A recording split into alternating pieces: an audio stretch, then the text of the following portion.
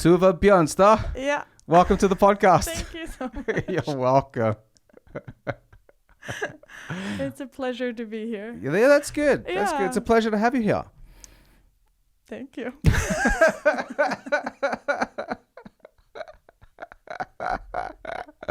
You're welcome. You're welcome.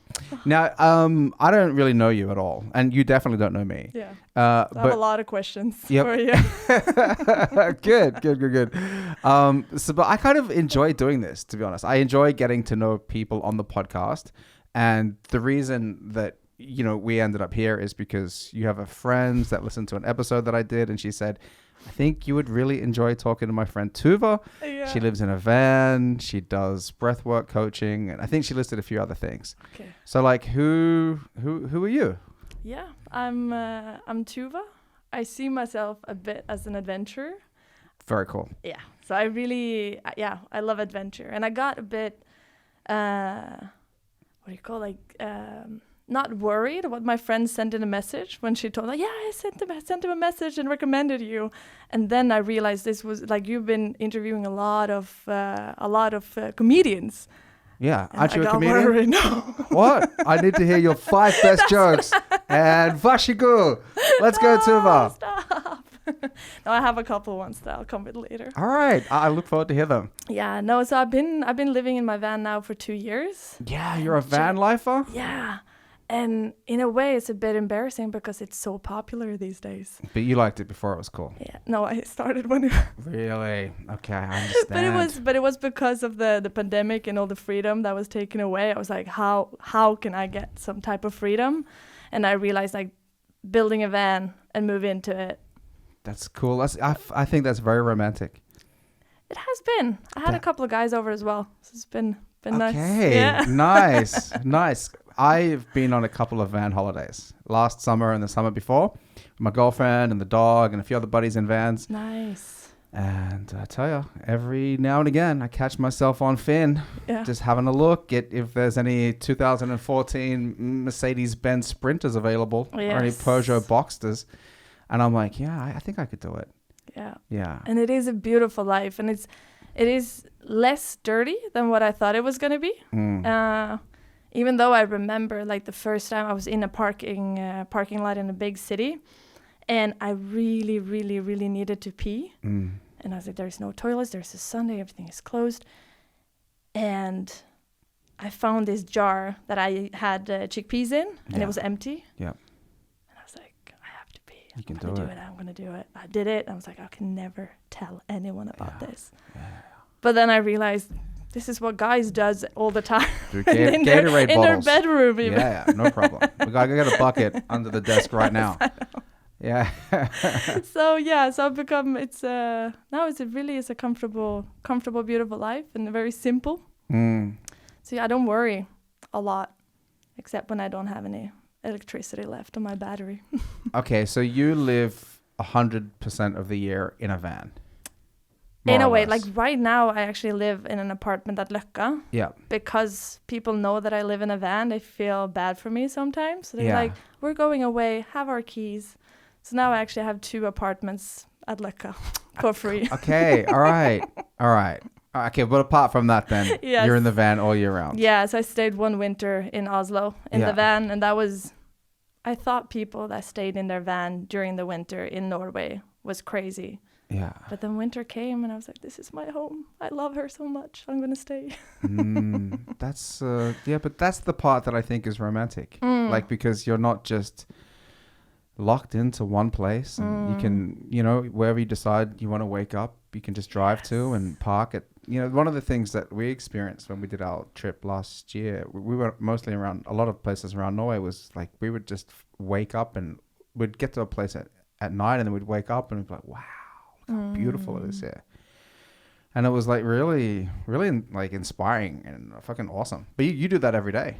Yeah, but of course there's a lot of parking lots and these type, like there's, I guess, I think everyone knows that there's like a glorifications around van life as well. Like you have a lot of nights in parking lots and these things as well. Yeah. But even that, like I wake up and I look up into the roof and I'm just like, I'm in a van in a parking lot. Yeah.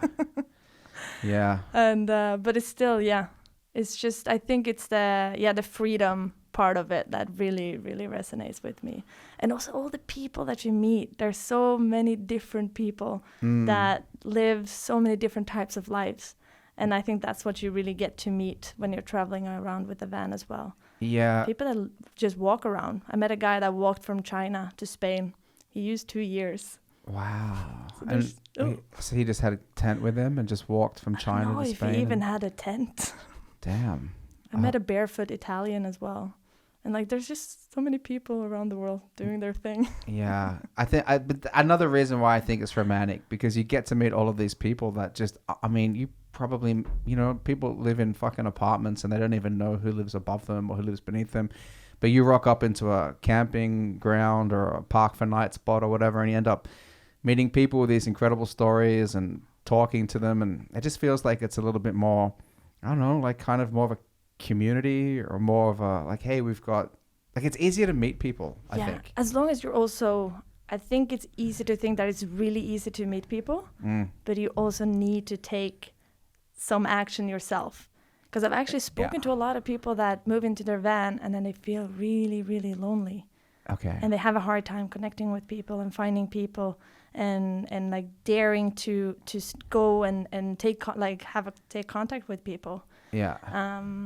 And I had an experience with that because I really live for expanding the comfort zone and moving into the discomfort of like doing things that we find uncomfortable. And I had parked my van. It was in Germany, and I parked my van, and I saw there was a type of party happening. Yeah. In the dark, and it was like there was no lights. It was just people with their beers and stuff. And I was like, oh, I wonder who these people are. I heard them singing the birthday songs. There's a birthday party, and maybe they're like students in their 20s, something. And I decided, okay, it's Friday. I'm gonna go out and say hi, socialize. And I go out and I bring my one beer and I walk over to a small group of people. And I was like, hi, my name is Tuva. Can I join you for a little bit? And it's just crickets. It's just quiet. And they all just look at me. And I'm like, okay, never mind. Maybe I'm not gonna be here. So I step back a little bit, and then suddenly this one guy behind me falls over. He trips on something. He falls, and he starts bleeding all over his face, and everything gets just super, super serious. And I'm just like backing more and more off. Like there's nothing I can do either with like. They were in their 50s, maybe. I forgot to say. Yeah, okay. I thought they were in their 20s. No, I thought they were in their 20s because it was dark. And I was like, thinking maybe they're like my age. Yeah. And I was a bit older. And then I just ended up like backing up all the way to my van, going inside, putting on some music, finding my diary, drinking my beer, enjoying my time. Yeah. But not letting that stop me from... No, you know what? I think you've got to respect the boundaries too. Of course, like if you ask a group of people and you say, "Can I?" and they say, "Yeah, sure," okay, cool. But if you ask them, they say no. Yeah, I was like, "All right, that's it." And not take that personal. You can't take it personally. Yeah, so that's the trick as well. Yeah. I think with like getting out of the comfort zone, and especially when you ask people, I always feel like when you ask people, even though you kind of know it, you go, "It's gonna be a yes." Yeah. You know, I'm here. I got my beer. We're gonna socialize. And if it's a no, you're like, "Oh, I didn't expect that." Yeah. But it's a no. See you later. Yes. Hey, sorry about your head. Yeah. Maybe if you said yes, you'd have better karma. Mm-hmm. Do me one favor, Tuva. I'm like paranoid about like sound and stuff like that. Yeah. Okay. That's good. Yeah. You know what? Just move it a little bit closer to your face. Yeah. And a little bit. That? Yeah. Sure. Why not? And yeah, that's good. I think. Whatever. Everybody knows. No, let me know how to do it perfectly. No, I think that's good. Okay. I think that's really good. Okay, nice. Yeah, okay. So you've had like a couple of, I mean, positive and mostly positive experiences. A lot of positive ones. Yeah. But have you like how did the whole decision to live in a van full time manifest itself into a reality? I think going through a lot of fear. Because quitting my job, quitting the apartment, actually buying the car. I'd never bought something that expensive in my life. Yeah. And so like really working with what is my goal or my wish in the future, and knowing that I have a lot of things that I have to go through right now to actually actualize it. And were you like, you had an apartment and you had a full-time job? Yes, at that time. And was it like difficult to let go of those things? Or was it like, you know what? Fuck this stuff. I'm out. More uncomfortable and scary than what I thought it was going to be, even though I've kind of been living as a type of nomad since I left high school.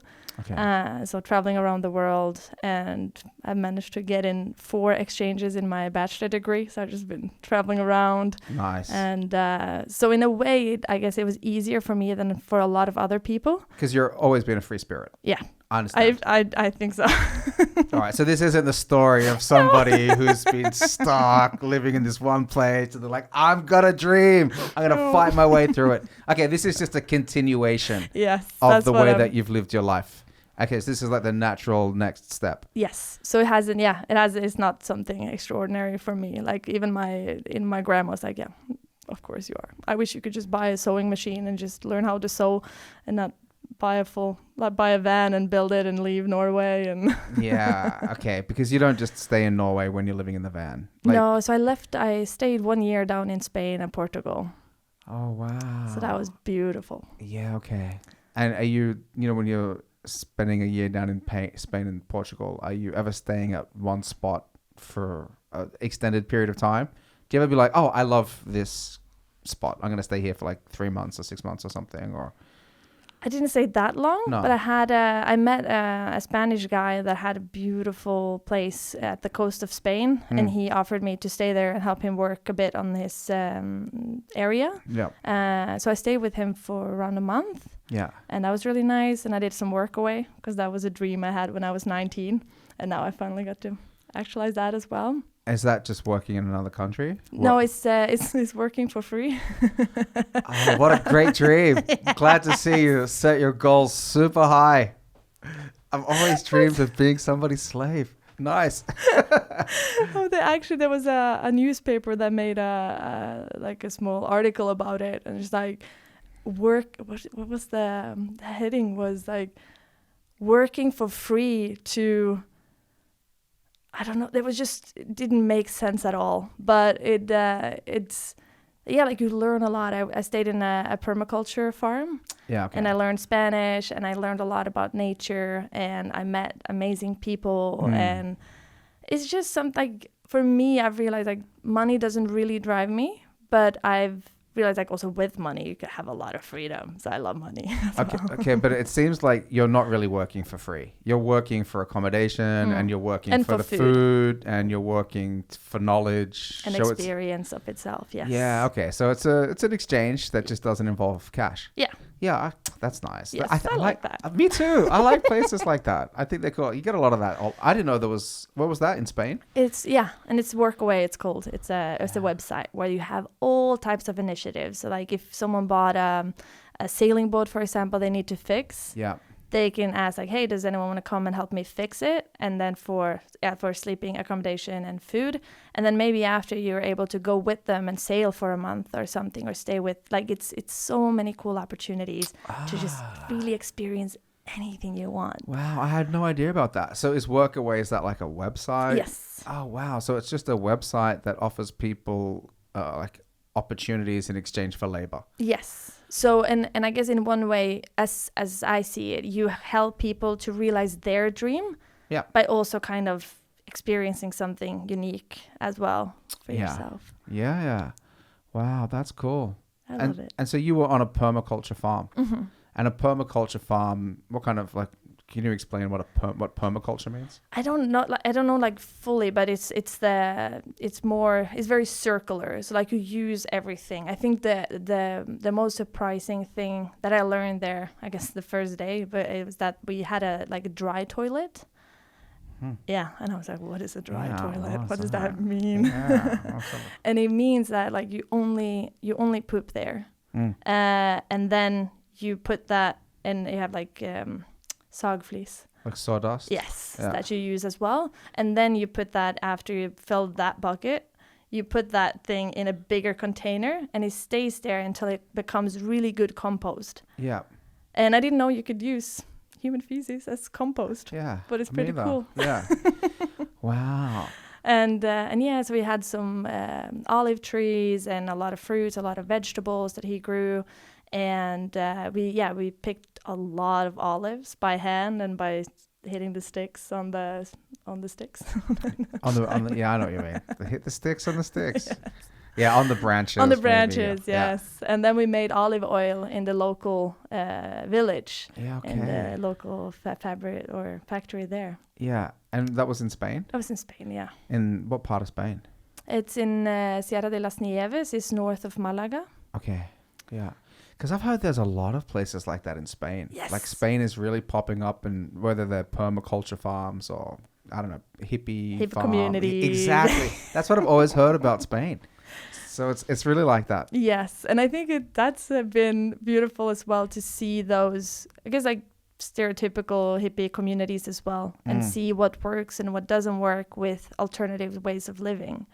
Yeah. And what's the alternative way of living that they have down there? I guess they try to, like these communities, for example, they're based on different values that they kind of have decided themselves and found a way like, okay, we want to have this type of society, and then they moved. I don't know too much about it. I'm not going to talk like I'm an expert on this topic. But just from your experience. Yeah, is that you have kind of like-minded people a bit sick and tired of the whole capitalistic system and all the, Are they self-sustainable, more or less? I think there are some that are. Yeah. I've only been to those who aren't.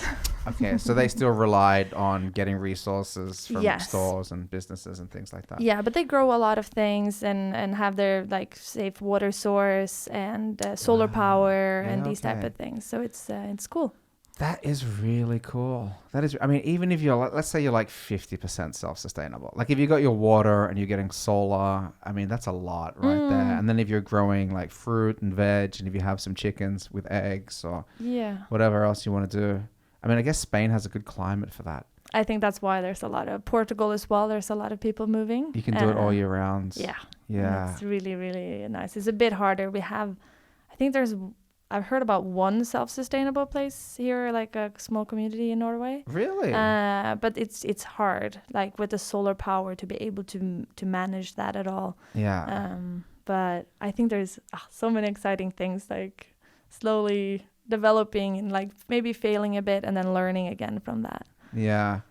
I think it's really important to learn those kind of skills and just to know that those places exist and that people have an interest in developing them. Absolutely. Yeah. I was supposed to go to Burning Man in Africa in 2020. Okay. That didn't happen. Oh, no, of course. No.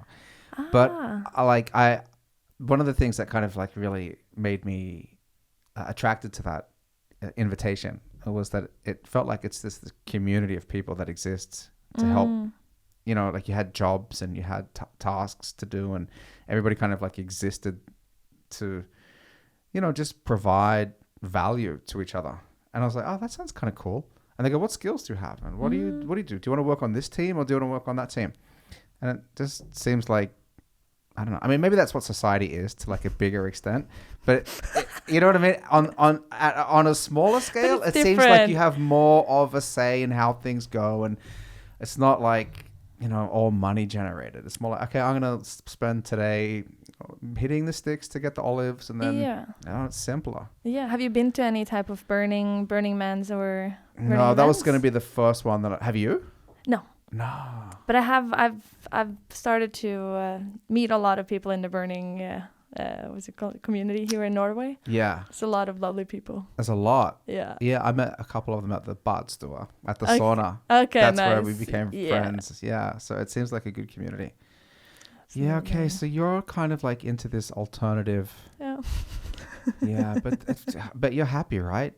Yeah. And I really think like, but I did, because I did my bachelor degree in something called development studies. Okay. And it's about kind of how we messed up the whole world with different systems, and like how we're in all these crises now, corruptions in the big systems, and just so many things that made me so sad about, like, I grew up with this idea that the world is a utopia. Like life was just so beautiful and fun and playing and creativity and all these things.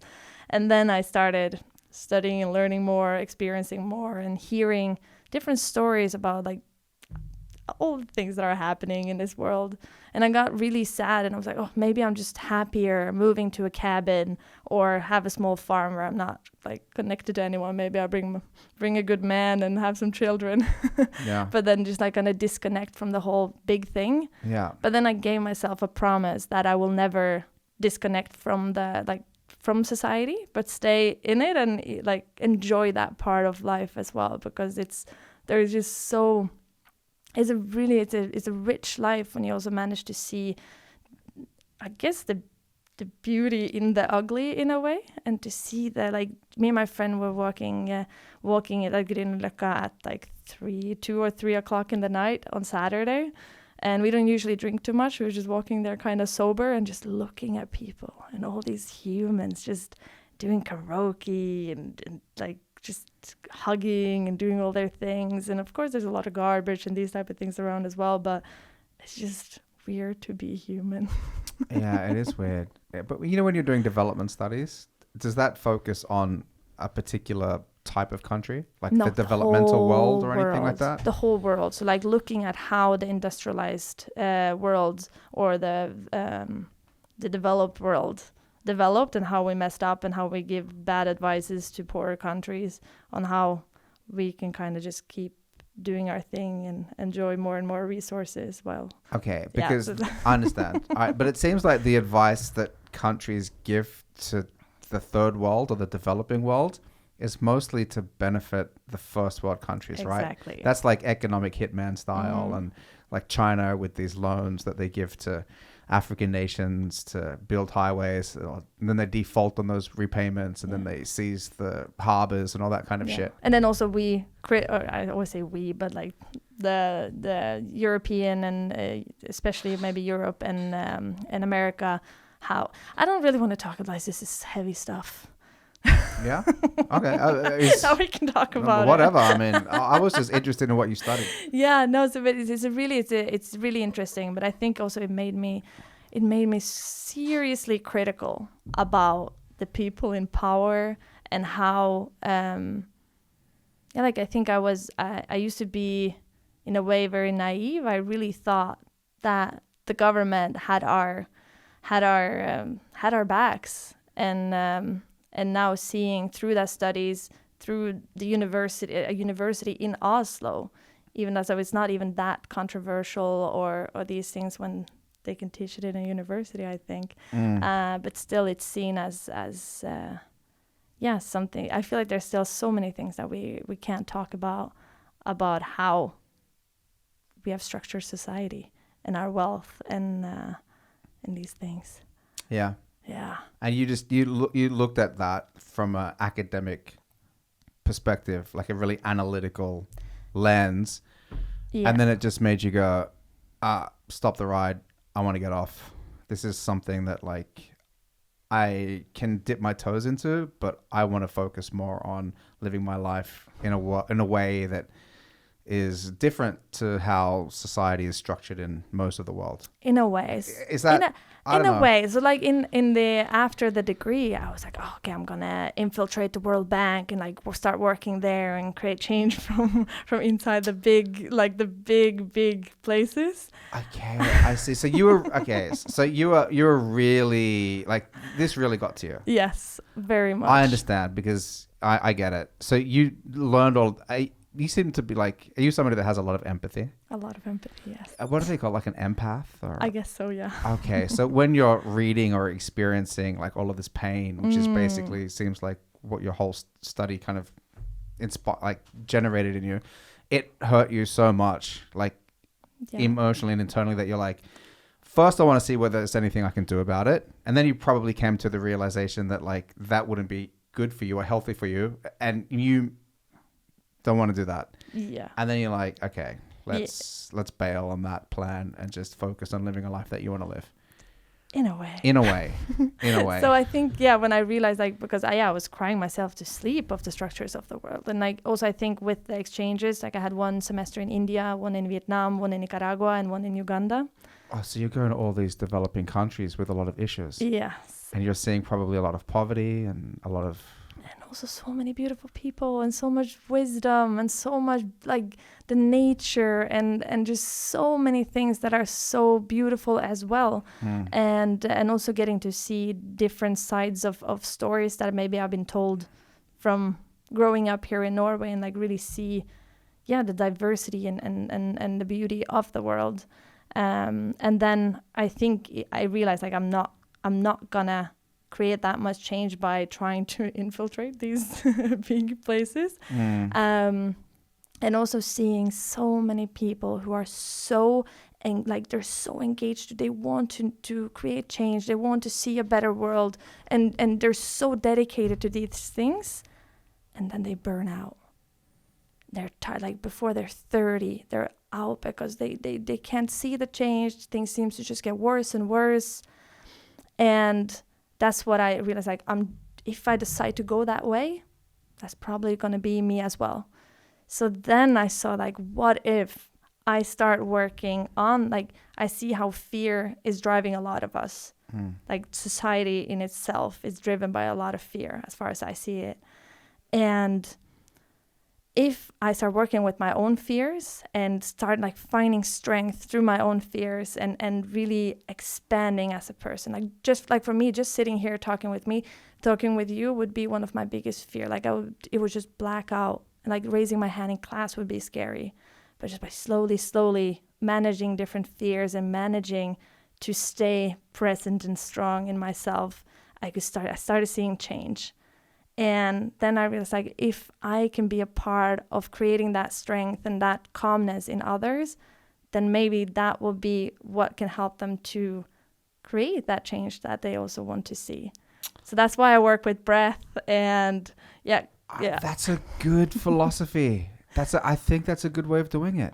Thank you. I think so because instead of like tackling like Nicaraguan state politics or whatever, Ugandan policy on fucking guerrillas, like, you know what I mean? Yeah. Then you can be like, okay, if I can teach breath work to people and help them, I don't know, like have more clarity of mind, maybe that can you can still spread positivity and hope and help people in a different way, in a way that might actually work on an individual basis. And then hopefully they can, I don't know, do something good with their energy. Yeah. And stay healthier and stay stronger and staying more present. Like the breath is also such an intimate thing. And you really, like, the breath is life.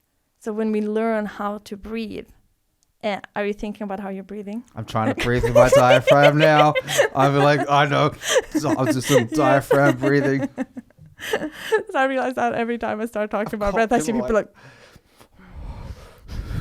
Right. The breath instructor's watching. And that's also the beauty about breath is like we can use it in so many different ways and like create a conscious, nice relationship with the breath. I know a few things about breath. Yeah, I can imagine. I know a few things about breath. And I understand that like whatever I try to do, and sometimes I'm in like bad situations, like I practice jiu-jitsu, I'm not very good at it. So I'm often in like a bad situation with somebody better on top of me in a dominant attacking position. Yeah. And I know that I just need to like really focus on my breath and stay calm. And just wait for an opportunity, wait for him to move. Just, you're okay here. Just relax. But if I'm like, then if I get that shortness of breath and then I'll start kind of like panicking, then it'll end up being in a much worse situation for me. He'll take advantage of that. And I know they're paying attention to my breath and I'm paying attention to their breath. Like we even have this move that my friend taught me. It's called psycho control. And it's when you're squeezing somebody from the top and you're listening to their breath. And every time they breathe out, you constrict a little bit tighter. And then you constrict a little bit tighter. Yeah. But you're really paying attention to the breath. And then also like if you then have learned, because like if you hold your breath for a long time, you will start feeling different cues that the body gives you. Yeah. So like the spit will start becoming a bit more. And then if you recognize like, okay, now I need to breathe soon. And then you swallow the breath, but you ignore the feeling of needing to breathe. And then you will start to feel the diaphragm starting to like twitch a little bit. And it's like, now you need, but you can also like, you can learn to ignore that a little bit as well without getting the panic that most people get. And then you could maybe pass out in the end if you manage to ignore it long enough. But can you hold your breath until you pass out? Is that possible? I heard at a part, because I always end up talking a little bit about the breath. Of course. So then people share things that they know about the breath as well, and I always get to learn new things. And at the party at Saturday, this guy told me that there are actually free divers that learn to ignore all the cues of the body that, like, you need to breathe, that they pass out and then they drown. Yeah. So they dive after the clock. Yeah. Because they know, like, this much I can handle. Yeah. But because they're just ignoring, so yeah. You got to respect that discipline. Yes. Yeah. But maybe not just don't do it so much underwater. No, I think that's it. Don't play too much with the breath underwater. Yeah, they just ignore all those cues. It's like, bro, you're 10 meters down. We told you many times now, breathe. Yeah. Wow. Okay. So of course, like there's a lot of fun things, but the breath is also pretty serious. So it is pretty serious. And I've got a few friends that like were breath work instructors or are breath work instructors, and like they must have been in their 40s and they look like they were in their 30s. Like these two women, they were just like in phenomenal shape. And I go, wow, how old are you? Really? What's your secret? And they all said breath work. And they did breath work and I don't know, like meditation and all kinds of shit like that. But they really put it down to the breath work. Why is the breath such a big deal? Like what's the like, who cares? It's just breath. It's the first thing you do when you come to this earth and the last thing you do. And it takes, like, you have the breath with you in every situation you're in. So like when you're stressed, the breath copies that stress that you feel, and you feel the breath is stressed, and you also get stressed by the breath that is stressed. And if you manage to calm down the breath and staying like it is connected with how you digest, how the pH level in your body, it's connected to so many things. And also like there is a gas called nitric oxide. I don't know, have you heard about it? Do you know anything about it? I know that you can like develop a lot of it when you go too deep underwater. Do you know why? I think that air turns to nitrous oxide and you get I don't know. It's something that happens with depth underwater. Yeah. Changes air into nitrous oxide, and you start not being able to think clearly. Then it's not nitrogen oxide. What did you say? Nitric oxide. I think it's something like that. Because like the nitric oxide is something that is produced in the nose. So when we breathe through the nose, that is, we produce it. But if we breathe through our mouth, we don't produce it. And when we hum, we produce it 15 folds. Okay. And it's what's it called? Dilation is when it gets bigger, right?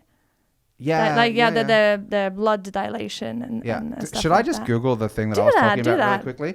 Because then... because I'm curious. Yeah. I know like when I did diving nitrous... I know when I was diving, it's something that like used to happen a lot. You had to be like really careful about it. Yeah. Scuba diving. Oh, that's fucking...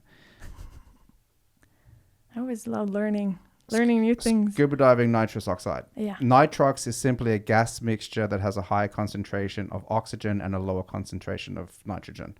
If a diver is breathing less nitrogen, the chance of developing the bends is greatly reduced. I don't know. So it's some diving shit. But I have some Googling to do when I get home then. Yeah, nitrox is what you're thinking of. Nitrox is simply regular air with a percentage of oxygen increased. Yeah, so I guess it's just regular air with the percentage of oxygen increased. Yeah, whatever. It's some shit with nitrogen and air. Okay, gotcha. Yeah, you know what? The reason I Googled it is sometimes we get into like these conversations on the podcast and I'm like, what the fuck am I talking about? Yes, okay. And I'm like, I should Google that just to put it out there. But it's a thing. Good call. Good call. Okay, but what were you saying about the... the nitric oxide Yeah. So that's also it's a beautiful gas that helps the blood to dilate and helps our sleep quality, etc. And also like the breath when we sleep, for example. Yeah. It's so important to breathe through our nose when we sleep. Yeah. And like for me, I've been a mouth breather all my life. Yeah. So I've been working like really, really hard to become a nose breather. Yeah. For some people, it falls naturally. For someone, it's like a real fight. Did you have to tape it? I'm taping. I've been taping for 1.5 years now. So you still tape? Still tape. Wow. James Nestor also still tapes, the author of Breathe. Yeah, I bet he does. Yeah, okay. I've tried taping. Yeah. But I always blow it off. I just go, pff. I have a weird breathing thing in my sleep. I go like this. Oi. That's what I do when I'm sleeping. So if I put tape there, unless it's like, duct tape across my mouth, like I'm getting kidnapped. Yeah, because I never recommend like duct taping all the whole mouth. Usually I just use like a tiny piece of tape. I'll blow right through that thing. So you're probably the one who need the whole thing. I think so. Never met anyone like that, so that's nice to know that there exists. You go. We're out there. We are out there. Okay, so you were a mouth breather, and then you... I get it, yeah. Yeah. I realized also mouth breather is a word for calling someone dumb. Yeah. Yeah. I didn't know that before, but I can... Yeah, I don't know why they say that. Like, I have a theory. Let's hear it. Yeah. So, it's my own theory. They're the best. They're the best I have a lot of my own theories. Me too. But yeah, so when we breathe with our mouth open, especially as children, and our skull is formed differently. Because the tongue doesn't hit the roof of the mouth and they're sending some signals to the body and building the bones in our skull. So when that happens, we usually get a what do you call a bit? Like an underbite? No, like an overbite. Overbite, yeah. And in our skull, like our whole face becomes longer and like you don't look smart. You look like one of those stereotypical dummies. Yeah. Yeah. And I guess... And also maybe you are a little bit dumber if you breathe through your mouth because your brain doesn't get like that much of like enough, like the gas exchange isn't optimal when you breathe through your mouth. So like the brain doesn't work optimally. Like there's so many things that doesn't work optimally anymore. Okay. So maybe you actually are a bit, I don't know. It's my theory. Yeah. No, but it seems legit. Okay, because if you're not getting a good quality sleep because your mouth is open, probably during the day you're not optimized for critical thinking and you make but that's and also breathing through it probably more the mouth is more connected with the chest and then you're more in the sympathetic nervous system, so you're more stressed, and then I guess then when you're in fight and flight mode as well, all the blood goes to the most what is it called, the like crucial like the core organs. Yeah Okay, so would you say that like sleeping with your mouth closed is like critical? I would say so, yeah. Really? So if for people that are sleeping with their mouth open, like me, for example, I would be a more optimized version of myself if I slept with my mouth closed. I would say so. Like for me, I have, from my own experience, I'm really, in a way, I'm happy I can speak from my own experience. Yeah. Because this can sound a bit like better than others. No, but speaking from experience is super important. Yeah. So like I've always been a good sleeper. I always slept like really easily, slept a long time, and I could sleep for 16 hours straight, and still like wake up and just sleep more because I was tired. And also during high school, I was just sleeping. I had to nap all the time. And then I started like really working with opening my nose and closing my mouth during night. And it took me 4 months to manage to have the tape on the whole night. Because you were ripping it off or blowing it off? And I was like, okay, I need to breathe. And I will just rip it off and I'm just going to sleep. Yeah. But then I started sleeping because when you have your mouth closed and you breathe through your nose, you get more into the REM sleep. Yeah. That is the sleep that really, I guess, prepares your body and does a lot of the deep work and the deep rest. Yeah. So I could really see a change in like how like my life was just better. It was I had more energy. I felt better. I would even say like maybe I looked better. Everything was better. And it surprised me that I could see so much change just from that. And I'm not saying that everyone is going to feel that like really rapid change when they try. Some people don't feel it at all. And some people really feel like, wow, I had my first night of good sleep. Because I know like a lot of people have bad quality sleep and don't sleep enough and these things. It's a huge problem. Yeah. It's a huge problem for so many people for lots of different reasons. And I'm talking to a lot of friends and people that are like suffering from sleep problems. And it does seem like it's kind of not helped by mobile phones and social media and all that kind of stuff as well. Absolutely. Yeah. It makes it even harder. It does make it harder. But is there like, can somebody who is a mouth breather, can they change and be a nose breather just by taping their mouth every night? No. So for a lot of people, I realize that they don't really have a stuffed nose, but they still breathe through their mouth during the night. Yeah. So for them, it wouldn't be that much of a problem because then you tape the mouth and then they just breathe through the nose because it's open. But like for me, for example, like my nose hadn't really been used that much. So I had to, like, when I started breathing through my nose, it would hurt because it hasn't been that much air going through the nose. So even when you were awake, you were still breathing through your mouth? Yeah. Really? Yeah. Okay. Shit, I it's guess a rough life. Yeah. That's probably more common than I think. Yeah. And because also now I realize when I walk around looking at people, I look at how they breathe, how their chest or stomach is moving, how their like position is with their shoulders. I've become very like, now I know how the closest people in my circle, I know how they breathe. Wow. Okay, so you get a bit obsessed. Yeah, well, I guess you get the opportunity to analyze that with like, you know, every single breath that anybody ever takes. So you're always just seeing like exactly, okay. And not always, but when you want to, you can switch that on. Huh. So, okay. But yeah, so you need, like for some people, like my cousin had a really stuffed nose for a long time. And I managed to motivate him to stay with the nose breathing. Or try to breathe through his nose, and he was breathing like really heavily because he was breathing through his nose, trying to really get the air through. And his girlfriend got almost like really annoyed with it because he was breathing so loud. But then suddenly he sent me a message, was like, Tuva, my nose is open. I'm so grateful. I didn't take the surgery, and so like there are hope. What surgery was he gonna get? I don't know. But there are different surgeries that you can take that will open up the, Okay. It can be like polyps and stuff you can take away, or like more, like some people now have like really narrow nose they canals. just they widen they can them do or a lot something. of things. But it's not optimal to do a surgery. No, if you can avoid it, I guess always do that. And I like, but you have to be a bit dedicated and really believe that, know that things takes time to be able to go through with it, because it's hard. Like when you can't breathe, you feel it.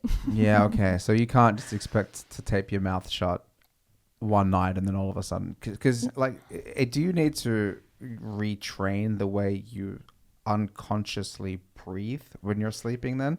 So like if you're like sleeping with your mouth open for like 30 years or something, it's not just going to happen overnight, because you need to change the pattern of breath work whilst you're unconscious. So some kind of system needs to. Yeah. So I don't know too much about it, but like with the people that I know about that, I've been working with the breath for many years.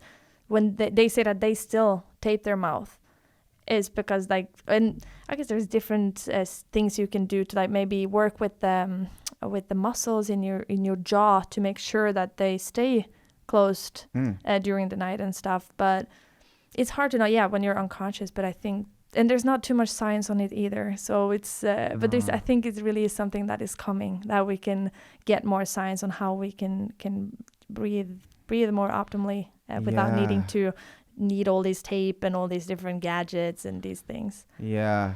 You know, like when I meet people that have like really good breath, I always feel like they're so much more calm. They're so much calmer. You know, I got a few friends that are yoga instructors or yogis, and I go, oh yeah, that's a real calm person. It's breathing real slow and real steady. Even you, I mean, you look very calm. Thank you. Yeah, no problem. And but has your, like, since you started like doing breath work, has that changed your ability to perceive information? Has it changed like the way that you look at the world and the way that you behave and things like that? I would say so. But I guess in one way I've always been quite calm. Yeah. Let me ask you another question. Yeah. Then. Like, do you think, say, for example, breath work might be able to help people with like ADHD? Yeah. I think like when you have, like for me, I see the breath as you have this multi-tool. So like you can use the breath to kind of like activate. If you're tired, you can do these different breath techniques to activate. But then you can also use those to down-regulate if that's what you want to do. Or if you, like for me, I don't, I really think you can use it. And as long as you build that conscious relationship with it, you can kind of use it for whatever you want to use it for. Yeah. Which I think is beautiful. And it will be different for every person, like what they need from the breath and at different times. Yeah. Yeah, okay. So mastery over the breath can have a lot of different benefits for different types of people looking for different things. Yeah. So it's a beautiful tool. Yeah, it is. You know, like when I kind of started figuring, like listening to, you know, go in tune with the whole breathwork thing, was probably like a lot of people, was like the whole Wim Hof movement. And I remember seeing this like Vice documentary called Superhumans, Wim Hof, like maybe like 10 years ago. And in that documentary, he talked about an experiment that they did in Holland where they gave him some kind of poison. Yeah. You know what I'm talking about. Is it the E. coli? I can't remember. It might have been. And then they gave him the poison and he said that he could activate his immune system to defeat the poison. And he did. And then they said, okay, but you're just a freak. And he goes, no. I can teach anybody to do that. And then he got a group of students, 10 students or whatever it was. And then they all did the exact same thing. Yeah. And like his whole philosophy, from the way I can remember it, is that like your breath like really can be a cure for depression. It can be a cure for, you know, lots of different things that are going wrong in your life. So that's when that popped up onto my radar, and I was like, pretty fucking interesting. Yeah. And also with like I also facilitate like deeper type of breathwork journeys where I don't know if you've done any of those where you lay down, close your eyes with like pretty loud music and guided through this kind of like Wim Hof, but you do it for like 40 to 45 minutes. No, I haven't. I've never even heard of it. Okay, so keep going. Yeah, so it's called, some people just use the word breathwork for it. Yep. So, but breathwork in a way is just, it's a huge word. So it can mean, you kind of have to ask people, what do you mean by breathwork? Yeah. But it's also called conscious connected breathing. So you usually breathe through your mouth during a session like that. So you kind of have to tell people that are obsessed with the breath, like, it's okay, we're going to breathe through the mouth now. It's okay, usually breathe through your nose, but now this session, you're going to breathe through your mouth. Okay. And you breathe actively for around 40 to 45 minutes, depending on the style of that type of breath work. And it really takes you to a different way of being and experiencing and getting access to new type of creativity, new perspectives, old memories. It takes you to a different dimension, if I can use that word. Fuck yeah, you can. And it's a beautiful tool to heal trauma, to find strength, to get access to universal love and these type of things that we may feel that we're lacking at sometimes, and be able to use that breath to go a bit deeper. But I guess in one way it's because it's such an active breathing technique. You can find a lot of people that have other addictions and try to get off of the addictions of different types of drugs, for example, and they get into this type of breath work and they get addicted by that because it gives them the feeling of being alive and they can feel their whole body and they kind of get this like really beautiful experience in it, and they kind of get to like kind of escape from reality. So I think it's that's why I work with the whole spectrum of the breath. So like how we breathe in daily life, and to be able to feel good when we breathe, and also to use the more extreme parts of the breath to take us on these journeys that we may need to, I don't know, to get past some type of insecurities or get clarity on a big choice we need to make or these things, and then integrate that experience into the real life. And yeah, it's such an amazing thing to be able to guide people through those experiences, because it's crying, it's laughter, it's tears, it's everything comes up, and yeah, it's sounds very emotional. It is very emotional, yeah. But you can guide people to this state, this deeper state, just through the breath work. Just through the breath work. Ah, yeah. Wow. And the funny, I don't know if it's funny or not, but the part that the breath work, type of breath work was developed by a couple called Christina and Stan Groff, that used to do research on therapy and LSD. And then LSD got illegal, and they wanted to find a way of accessing that type of mental state, without doing something illegal. And they found this breathing technique that gives kind of the same access to the wholeness of our mind and an emotional state and all these different things. So it's really magic. It sounds magic. Yeah. It sounds magic. It kind of reminded me, when you were talking about that, of some kind of psychedelic state, or like some kind of, like, I don't know, access to, when you said like access to love or access to deeper things. Like, I've had a fair few like ayahuasca experiences. Okay. And everything that you talked about then kind of just reminded me of being in Peru with a group of other people, having this kind of like, guided session. But it seems like you're able to, and that's what it was kind of designed for, is to just take people there without the necessity for an external like element. So you can just get there naturally. Yeah, and I think that's also it's a good thing that it's legal, and also that like when you're always in control of your own breath. And I think, at least for me as a facilitator, I'm very it's important for me that people know that they are in control of their own breath. So like I can be there and I can kind of push a little bit or guide them a bit deeper, but they always have the choice to calm down their breath and to bring them, if it becomes too much, they have the breath to kind of control their own journey. So if they feel like, I don't want to be a part of this anymore, you can calm down your breath, start nose breathing, and you're back into the room and you're back into your body. They can get off the ride. Yes. And I think that's the thing that maybe bad trips may give you, is like you're in for the ride if you go in. Buckle up. Yes. You bought the ticket. You're old enough to take this. You're tall enough. There you go. You're in. You're in, bro. Yeah. So I think that's Wow. That sounds like an amazing experience. It sounds really, really, really cool. Wow. And I guess that's something, I mean, like, man, like some of these ayahuasca trips that I took, like they're lasting like 5-6 hours or something like that. And they're incredibly traumatic for certain people, depending on what they're going through and, stuff like that.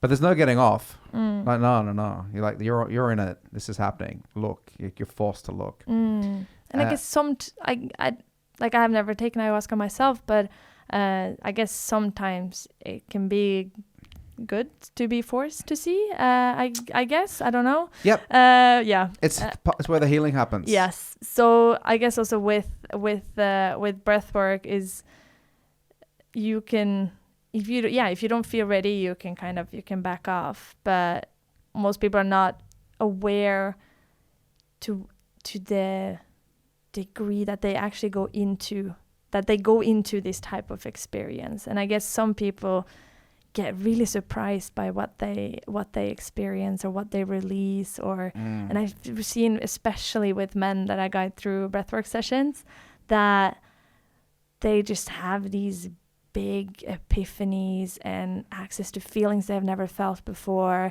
And just I had this one guy who was like, oh my God, I just felt like this ball of light, and oh my God, this is the best feeling I've ever felt, like it's the best experience I've ever had. And I guess with a breathwork session, you never, like, there's never a session that is the same. So one time you will have just physical experience, like just feeling tightness in your fingers, and maybe you fall asleep. Next time you feel really good and it's an amazing experience. Next time you get into an old memory you almost forgot and kind of have to process that. So it's really it's a big spectrum of experiences you can have. Yeah, okay. Well. And I guess like in one session as well, people could also experience different parts of that spectrum. Absolutely. So somebody here might be going through something like really intense, and somebody over there might be having something completely different as well. Absolutely. Yeah. Wow, that's pretty interesting. Yeah. That's pretty interesting. You know, like one other thing that kind of happened when we were in Peru was that like it felt like half of the job was done by the ayahuasca and the other half was done by the shamans. Because what they do is they go around and they sing to you. So whilst you're going through this like psychedelic experience, you have these people sitting in front of you singing into you. And that kind of like helped guide your visions and guide your thoughts as well. Are you like guiding people as a facilitator? You're kind of like talking about the breath work, like breathe faster, breathe slow, or whatever you end up saying. And then they all just kind of go on their own individual journeys, or is that? Yeah, it really depends. Like I guess there's also different ways to facilitate. Some people facilitate a breathwork session without saying a word. They just go on your own journeys. Whatever is going to come up is going to come up. But for me, I really enjoy like having a topic, for example. Nice. So like the inner child topic, there you or go. yeah. That's what I was getting. Yeah, okay, perfect. Keep going. So for example, I've been having some breathwork at different festivals this summer. Yeah.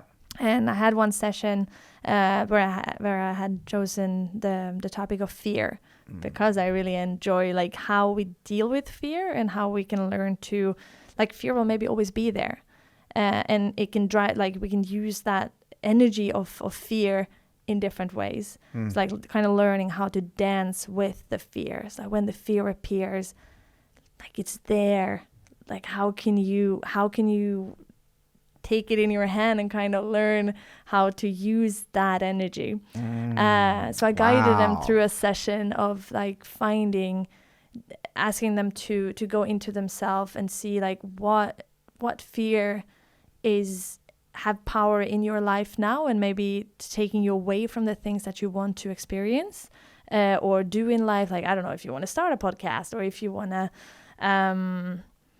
I don't know, go on a vacation by yourself or quit your job, or these things, to really go into that fear and feel that fear, and how does it feel when that fear is present, and then imagine how does it feel when that fear doesn't have that power over you. How would that look? How would that look for others when they see you do the actions that you do when that fear doesn't have that power?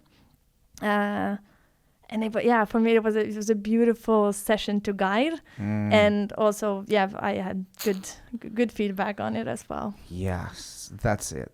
I get it. I understand. I think that's a good way to do it. That sounds awesome. That sounds really awesome. And that's kind of like what the shamans were doing. Like they were like singing to you in a language that you didn't understand, but it felt like you were reliving a part of your childhood. Yeah. It felt like you inside of your head, you were taking the words to a place where you needed them to guide you. So I think that's really cool. And I guess what also the breath work creates is, and what you're facilitating, what you're creating is I guess like a state of, how do I say this? Like inside of people in that environment, you're creating a state where change is possible. Like the breath work is saying, okay, now you're in this susceptible mindset where you can make positive change if you choose to. And the breath and your guidance is facilitating those directions that you want to take. Well, it seems like it's a lot. It seems like it's a really important I like what you do. I think it's important. I love it too. I think what you're doing is really helping people. Thank you. Just by listening to you, I think you're helping me. Thank you. Yeah, definitely. You know, and the topic of fear, it's something that pops up on this podcast almost every episode. Episode after episode after episode after episode. People always talk about it and approach it from their own perspective, because everybody deals with it. Yeah. It's such a universal theme, fear. and also like how we, and to hear how, because we do work in different ways, like how we deal with things, and to hear how other people that have managed to like find their own dance with fear, and to hear all those different ways, and to be able to take inspiration from that and maybe find your own way to deal with fears in your life. I think it's beautiful. So yeah, we need to talk more about fear and how to deal with it. Yeah, I think it's really important. It's a really important topic because it seems like fear is often this thing that holds you back more than it protects you. Absolutely. You know what I mean? Like it's like an illusion of protection. It is. Or it's this protection mechanism in overdrive. Like have it when you're crossing the road, for sure. You don't really need it if you want to start a podcast. You don't. Like, or whatever your thing is, you know. But the fear gets in there, and then you start going, oh no. And then what will other people think? What if it fails? What if I can't? What if nobody listens?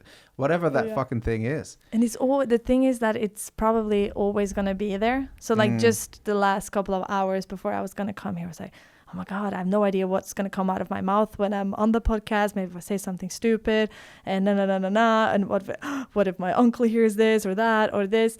And it continues, but it depends on what amount of power do you give those thoughts? Do you just like kind of let them go and like, thank you for visiting, bye?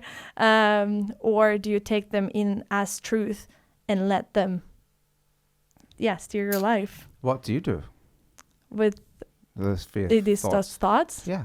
How do you deal with it today? Today, I've just become aware of them. Yeah.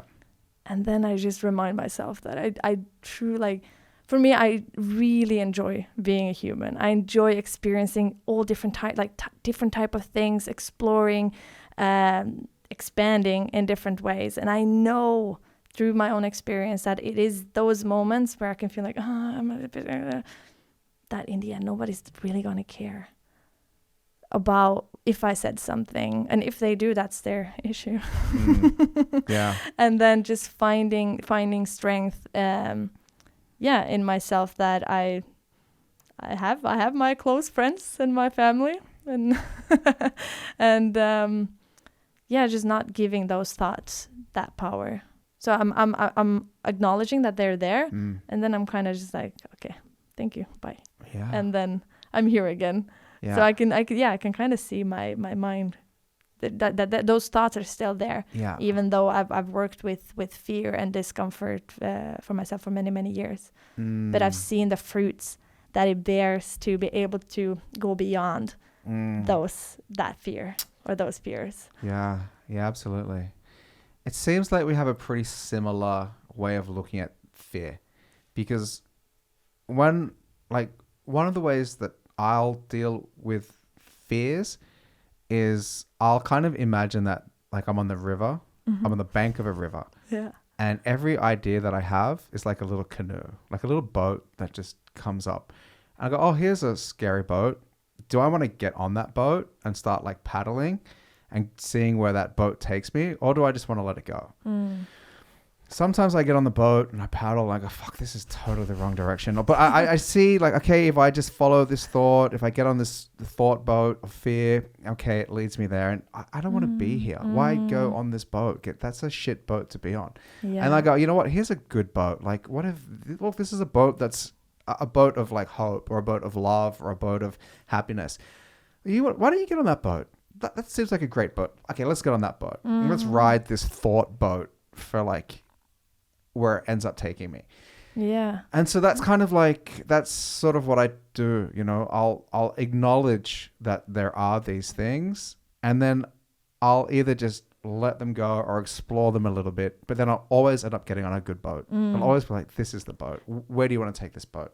And I think that's your boat. It's very important to know that you can jump off that boat. Yes. Because I've realized that for me, I was something that I worked on it, but it came kind of natural to me.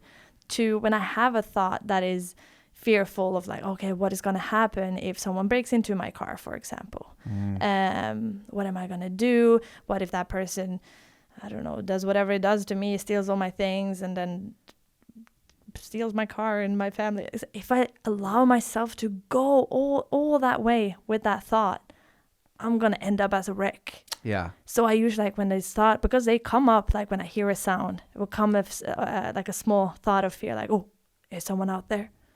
And then I have to, like, there's a crossroad there where I have to choose, do I decide to go all the way with that thought? And it's hard to stop. Yeah, of course. And I think that's where a lot of people go. They go all the way with that thought. Yeah. But I managed to, like, to build a muscle to kind of stop that thought. Yeah. And just force myself to start thinking about something else, and then I'm on something else again. I jumped on another boat. And I think that's, for me, it feels like a gift, but I also know that it's something that you can develop as well, and will make life so much easier and the present so much more enjoyable. Yeah. Yeah. Yeah. Like, I had a friend, she got a niece. She was a little baby, the niece, and she was going to hold the niece. And then before she even got the niece in her hands, she had already thought that she lost her. She rolled down the stairs, broke her neck, and died. And like, it's not going to be enjoyable holding that little baby if you let your thoughts go all that way. Yeah. And, you know, I think there's more of a chance of that happening if you think about it. Right? I think, like, if you think I'm going to drop the baby, you're fucking going to drop the baby. But if you think I'm going to hold this baby so well, I got this baby. So I got you, baby. Yes. I got you. You ain't broken your neck. You're going to be fine. Yeah. So that's another, like, thing that I kind of, like, end up coming to. I think that more often than not, people manifest the things that they're afraid of when they think what they're doing is trying to avoid that thing, but by putting so much mental energy towards it, they end up creating it. They create the thing that they don't want to happen by focusing on it. And I've been thinking a lot about that because I've been so fortunate, or like been feeling very fortunate when I've been traveling, and been like almost never something bad happens. She's like, and if something bad happens, it gets solved right away. That is almost funny. Yeah. Like I ran out of gas in Germany, in this tiny, it was not even a village, it was an industrial area with nothing around. And I ran out of gas. I was like, shit, what am I going to do? There's not a human around. And then I walk out of the car and I see one guy in with his head in the motor of a car. And I was like, hi. And he's like, no English. And I'm like, diesel, empty. And then he says, 1 minute. And he comes back 1 minute later with a tank that says diesel over and just fills my cars with diesel. Nice. There you go. So that's like, it feels like the story of my life in a way. Yeah, but I mean, this is, let's go full on fucking hippie mode. Okay. It feels like there is some kind of like design interconnection between the way that you think and the way that you experience reality. Like, I really, really, really believe that.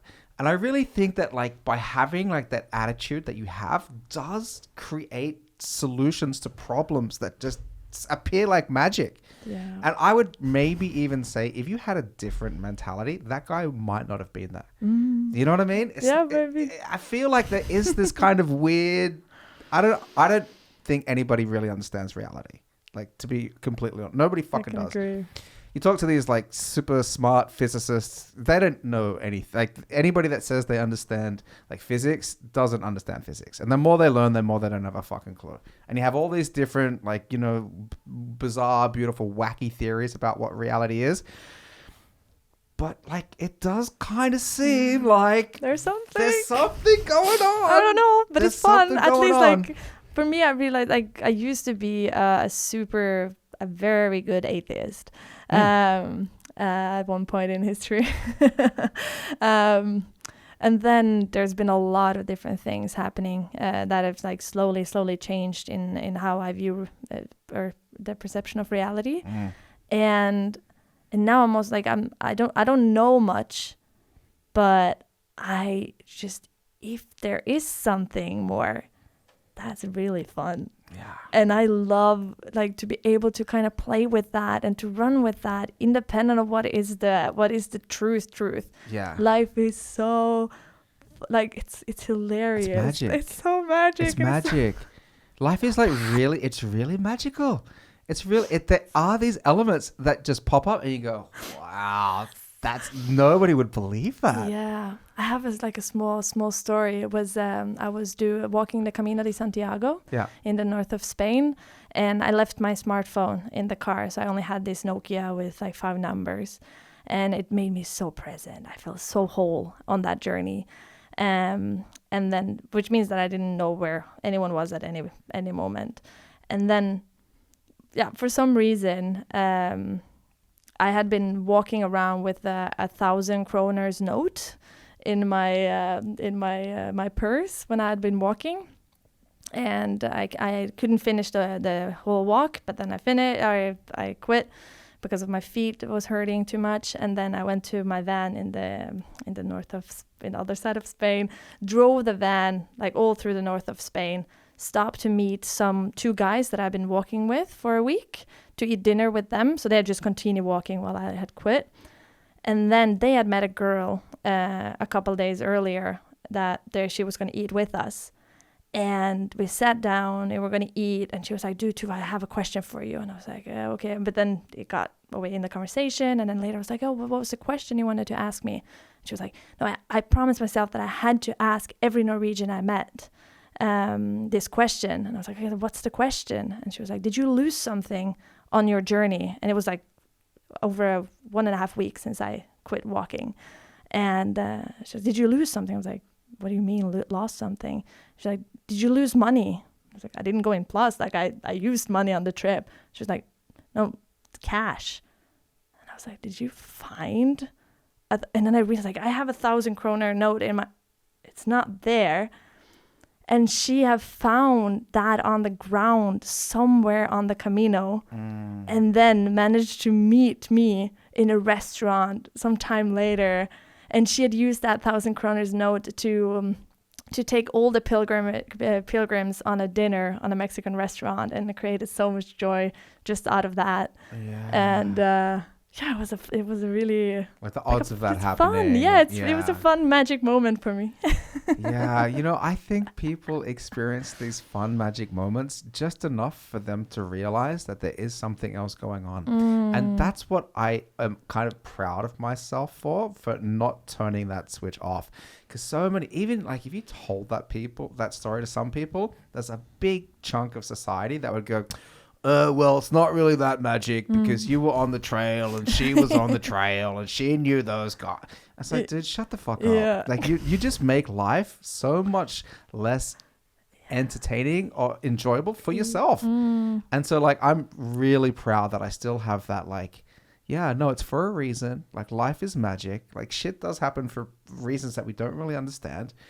And just kind of like enjoy it, man. Yeah, like just really appreciate the beauty of this moment. That's super rare. Absolutely. And it changes. Also when problems appear, they're not really problems. There's something maybe that's going to create something later so it does just truly make life easier as well. Yeah. I realize. But it's been hard for me to also kind of recognize that I do see that there are a lot more things that the world is more magical than what we're kind of taught when we're younger. Because I don't know, it feels a bit scary to say. How so? What do you tell me? Let's go. I think for me, like I grew up in a very atheistic family, and I think we see like with this like the scientific way of seeing things as well, that we're stripping the world of its magic and how our powers and our potential and all these things. So I guess in one way, one of my fears is that people will, I don't know, see me as a lunatic. But then I also realized like there's such a big chunk of society also now that are starting to see things a bit different, like seeing it a bit more, I guess, spiritual, if that's a word that resonates.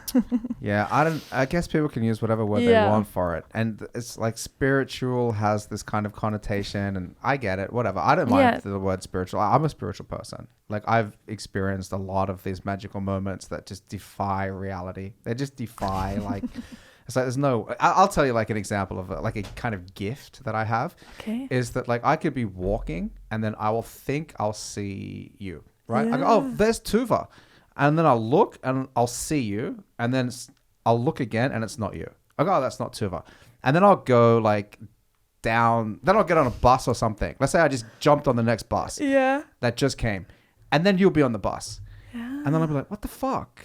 I just thought I saw you, and now you're on this bus, and there's no way I knew you were on that bus. There's no way I could have seen that bus, but I get this image that I literally see people before I end up seeing them. Wow. I know. That just shit like that happens a lot, like a lot. And I always think that like when things like that happen, I'm kind of like moving in the right direction. And if I miss these kind of things like this that don't happen for a while, I go, oh, maybe I got to make some changes in the direction that I take with my life. But I always take these instances as like, and I mean, everybody's experienced this, like whether you want to call it spiritual or whatever the fuck you want to call it, but everybody has experienced this.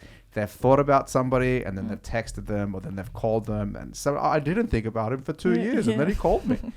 That shit happens a lot. Yeah. And the thing is like, however people want to interpret that, it's up to them. It's up to them. Yes, that's a beautiful thing as well, and also to know that like, yeah, because things are as they are, independent in a way of what we think about it. So we can create, like, use our own truth and kind of live our life from that, and other people can live in their own way. Yeah, but the people that look at it and they go, oh, statistically, you probably think of 10 people every day, and he was just one of the mathematically... It's a boring life, no? It sucks. It's a stupid, dumb way to look at it. It's a really boring lens to put on the world, and I don't think it's accurate. But I have when we're talking about breath work, there was a book I read about breath work, and it said that, what is it called? Genomsnittlig? Average. The average amount of breathwork sessions you need to have before you start asking questions about reality, I think it was 9. Or not, maybe not the average, but like usually by the 9th breathwork session, people be like, maybe there's something more. Yeah. Which also makes me really excited, because then you can use the breath to open so many exciting doors to how you see your own life, how you see your relationships, how you see your own death, like all these things just through the breath. Yeah, it's a powerful tool. Yeah. I wonder if there's like, you see all these like connections between macro things and micro things.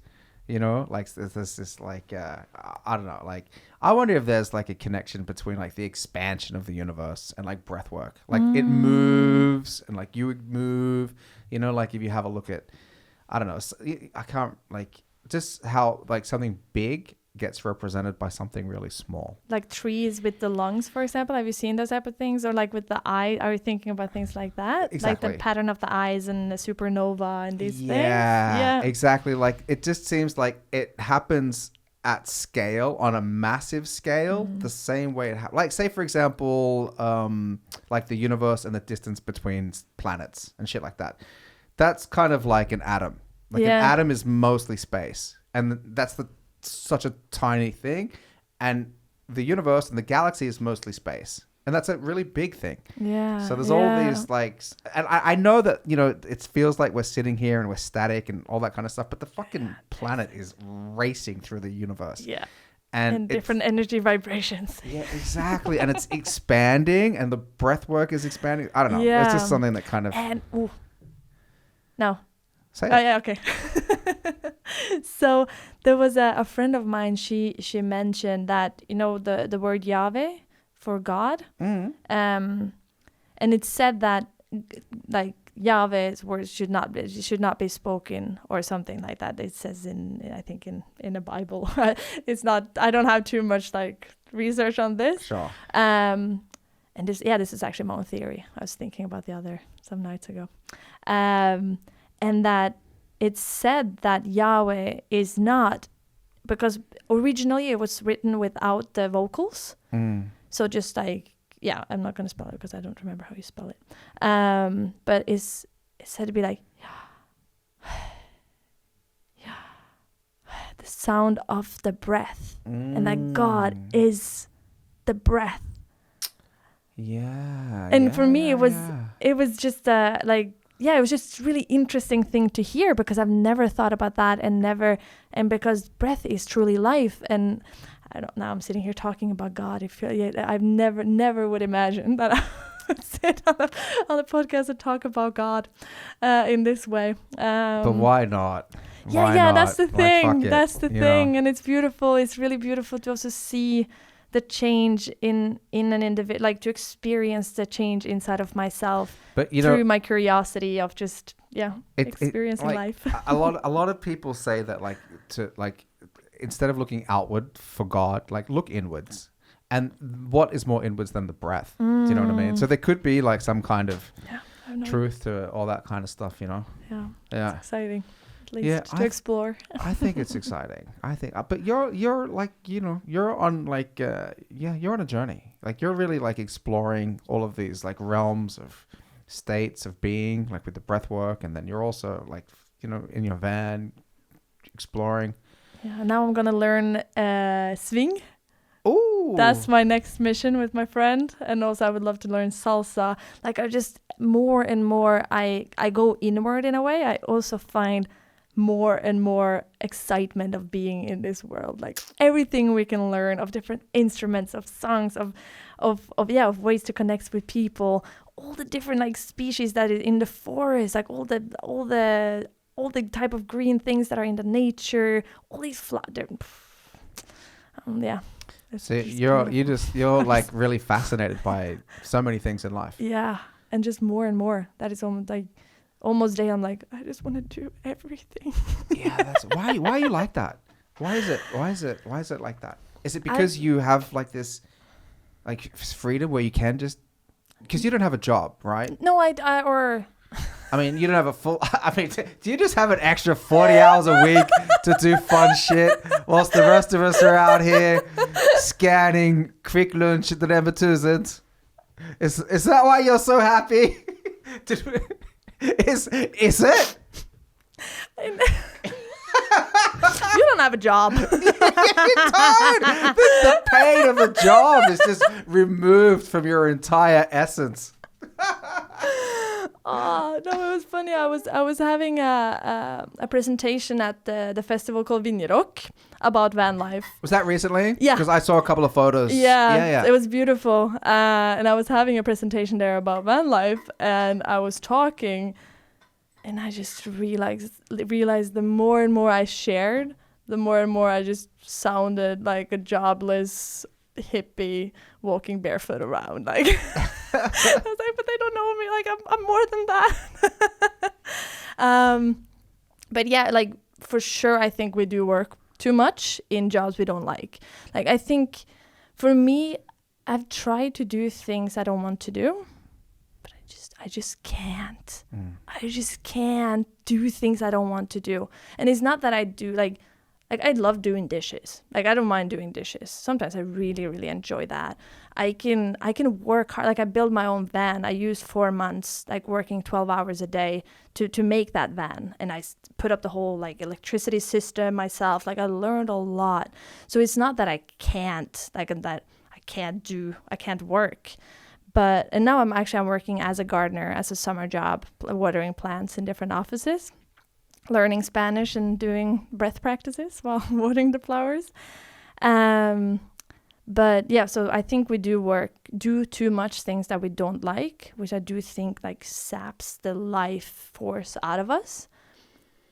And I can live on less money than a lot of other people, but I just know now that like through creating that freedom and allowing myself to not know where I'm going and taking one step at a time through my life, my path has been revealed. Like I know I'm so dedicated to the breath now. If that can make people sleep better and feel better and connect with their partners and all these things that the breath can do. And also I've realized that I do inspire people to do more of what they want to do. And if I can inspire people by just doing things I love to do, it's genius.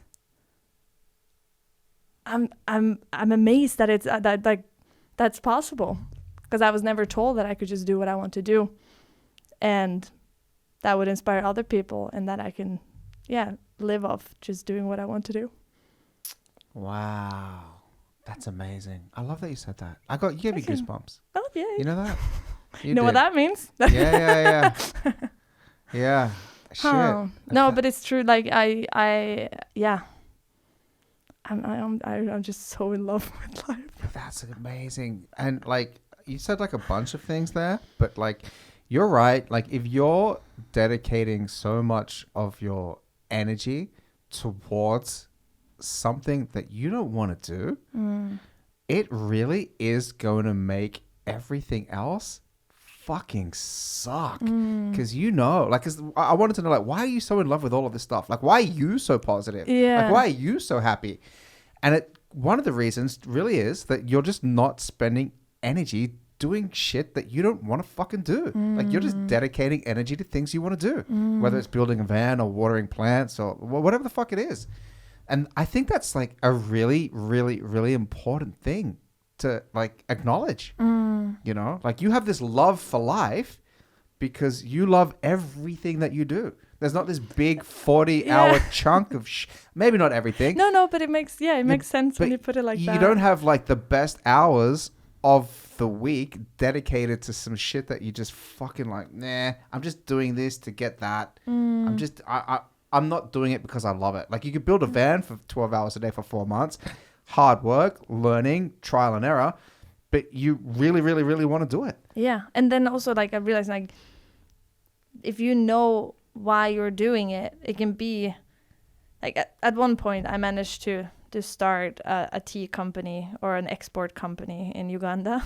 Wow. And I really needed to learn more about business. Yeah. So I went to BI for a year. Yeah. This private economic school, and I'd never picture myself going there, but I was so dedicated and like ready to do that year and to learn all these math things that I used to hate.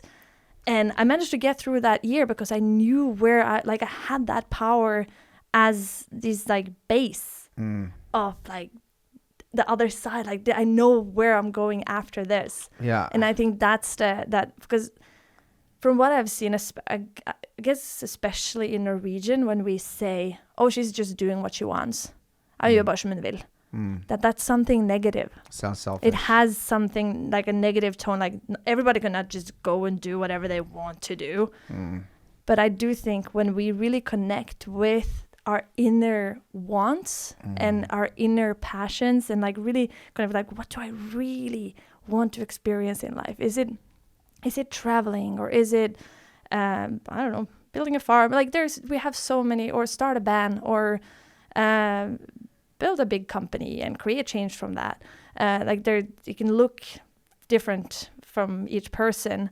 But I do think that the more we do things that we really want to do, of course, there are some parts of the system that we live in now that will fall and that won't continue because there's so many jobs that people don't enjoy doing that much that maybe will fall away. But then we will start like steering our society in a more desirable direction. And of course, that will maybe be a little bit like wobbling in the start and a bit hard. But like I feel like we are in this mess now that we are in at least in the physical world, that because too many people have been doing things that they don't want to do for too long, with everyone that is burned out, everyone that is depressed, like people taking their own lives and all these things. And then we're still pushing to be like, I'm wordless in the way that we all feel obligated in a way to do things we don't want to. Because I also sometimes feel like, oh, maybe I should get a full-time job. Like I'm 27 now. Maybe I should. I'm like, there are not, and in like the deepest part of my truth, there's nothing we should. And when you like using the word like I get to, even there's things that you don't really feel like doing, like but I'm lucky I get to do this and I get to do this, and we can. in a way, I feel like I am a living example of like you can do what you want to do and enjoy the journey and be patient. Like, of course, I'm not in a place now where I have, I know, yeah, if you want a lot of money, I'm not there yet. But if I want to, I'll get there as well. But just to know that I can be happy also waking up in my van and be like, oh, I have 5 liters of water left. Maybe I have some rice and I can still be happy. Then I also know that that happiness is there in kind of independent of what is around me. And that has really amazed me through the 2 years that I've gone. Yeah, okay. Yeah. Wow. Dude, that's fucking epic. It's epic as shit. Fucking legendary thing to say. That's cool as fuck, Tuva. Thank you. You nailed it. I love that you said that. I'm sitting there going, yeah, keep talking. I want some rice too. Yeah. Wow. Yeah, the food tastes good as well. Yeah. Well, I'm so happy that you exist. Thank you. Yeah. But same to you, absolutely. I think for me as well, like seeing, like, yeah, I don't really know who you are and that much about you. Just some garbage. Yeah. But at least like from your, I guess like the energy you give off, and also like just also with comedy and these things that the little thing I know about you, it's such a beautiful like human connecting thing, like to make people laugh. It's so beautiful. Yeah. It's so beautiful. Yeah, it's the best. I think Jonas Josef said it really well. He said it's a good transactional karma. Yeah. It's like you feel good, I feel good. The world get better. Everybody feels good. You know, we're all doing it. Yeah. But I love that you're an example. And that's what I constantly try to do on the podcast. I constantly look for guests that have done what they really want to do. Because it's so inspiring to me to have you there. And I think it's so like, it's just a really good reminder that like the main way of living life is only one way to live it. And if anybody feels like they want to do a different path, an alternative path, that there are people, and I think a growing number of people that are going, you know what, I want to do this or I want to do that. And I think it's like cool to talk to people that are walking that path, you know. Absolutely. That's what I like. You know, that's what I'm into. Yeah. Yeah. And I think and I think we also need reminders, sadly, quite often. All the time. Because like, yeah, we go back like really fast into that pattern of the main path. So and the main path has billions and trillions of dollars invested in maintaining that structure. Like the main path needs people to get mortgages so that banks can loan out 10 times that amount of money, or it needs people to fill offices or whatever the fuck it is, you know, like work in mail rooms, or it needs you in this system. And if you feel like you don't want to be in that system, there's a way that you don't have to exist in it. And you and other guests exist in the way that they want to exist in. Yeah. Outside of this theater structure, you know, outside of this, like, this is how it's done. This is the path. And the path doesn't always lead to happiness for everybody. I mean, I kind of think it leads to a lot of unhappiness. Yeah, I think so too. So. And I think also, like, of course, it's beautiful to have, what is it? Like, there are a lot of like inspirational movies, books, etc. that people read and they feel like, oh my God, this girl is just doing her own thing, and I wish I could do the same. And then we become a bit of a pretty big like we consume adventure and these unique meetings with people. Like, we sit there and read all these books and watch these movies that was like, wow, these human meetings, etc. And I told my friend the other day that I just thought about, like, it's so easy to think that all these magical things cannot happen in their own life. So that's why they consume and kind of live through that story. Yeah. But the things that are produced, like the book, for example, like I'm writing on a book now, and that is kind of like it's a travelogue, and it's in a way that's just a waste of after my own lived experiences and the meetings that I've had with people. I'm just like, yeah, putting that out to create something. But the gold of that is my own experience of actually meeting those people. It's not the result of that. It's an echo. Yeah,